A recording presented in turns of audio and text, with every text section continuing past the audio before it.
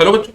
Let's read the question. Question says if two boats happen to sail parallel close to each other, then number one, a streamline flow sets between the two. Number two, the boats experience attractive pull towards each other. Number three, the boats experience force of repulsion.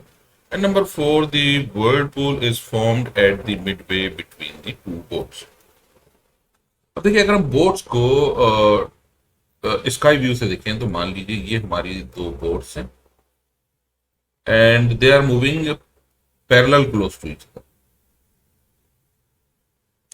ये boat A है, ये boat B है।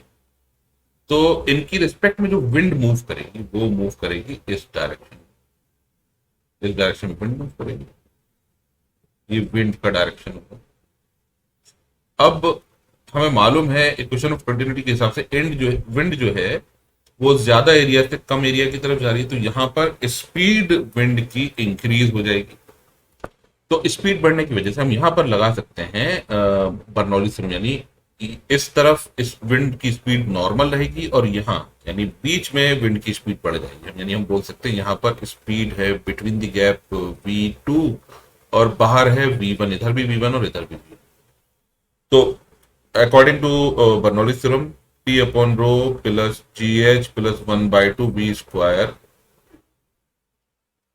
is equals to P dash upon rho plus GH dash plus 1/2 V dash square.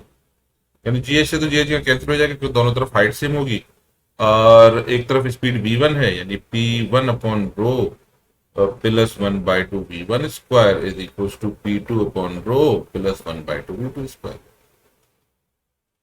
अब जैसा कि हम देख सकते हैं सो P1 यानी V1 की जो वैल्यू है वो बड़ी है और P2 की वैल्यू V2 की वैल्यू छोटी है, इसलिए P1 will be less than P2। यानी इधर प्रेशर ज्यादा होगा और यहाँ प्रेशर हो जाएगा कम। इसका मतलब दोनों बोर्ड्स एक दूसरे की तरफ पुल होंगी। यानी आंसर हमारा हो जाएगा the boats experience attractive pull towards each other, which is option 2। I hope you understood the solution. Thank you.